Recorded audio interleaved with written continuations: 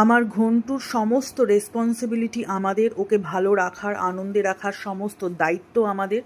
তো যা রেটে বৃষ্টি শুরু হয়েছে তাতে বেচারা রাত্রিরে একতলার গেটটা বন্ধ হয়ে যাওয়ার পরে গেট আঁকলে পড়ে থাকে, আমাদের খুব কষ্ট হতো। তাই ওর বাবা এই আমাদের তিনতলার সিঁড়ির বাঁকটা, যে জায়গাটা আমরাই ইউজ করি, তো এই জায়গাটাতে এরকম করে পিচবোর্ড দিয়ে ওর একটা জায়গা করে দিয়েছে। পুজোর এই কদিন ও রাত্রিবেলায় আমাদের কাছে খাওয়া দাওয়া করে, তো আমরা খাইয়ে দেওয়ার পরে একবার টয়লেট পটি করে এসে ওইখানেই শুয়ে পড়ে, সারা রাত ও এখানেই থাকে। আর বজরুরা ওপরে তিনতলার আমার ঘরের সামনেটায় থাকে, আর ঘন্টু এখানটায় থাকে।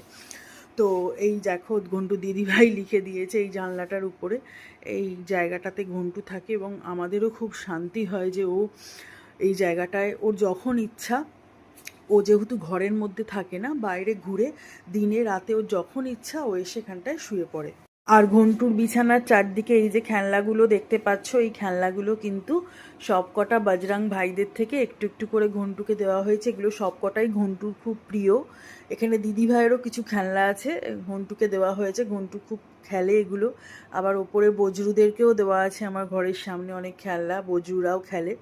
তো আমার সব ছেলে মেয়েদেরই খেলনাপাতি সমস্ত কিছুই দিয়ে গুছিয়ে দেওয়া হয়েছে। ঈশ্বরকে ডেকো যেন ঘন্টুকে আমি সুস্থভাবে রাখতে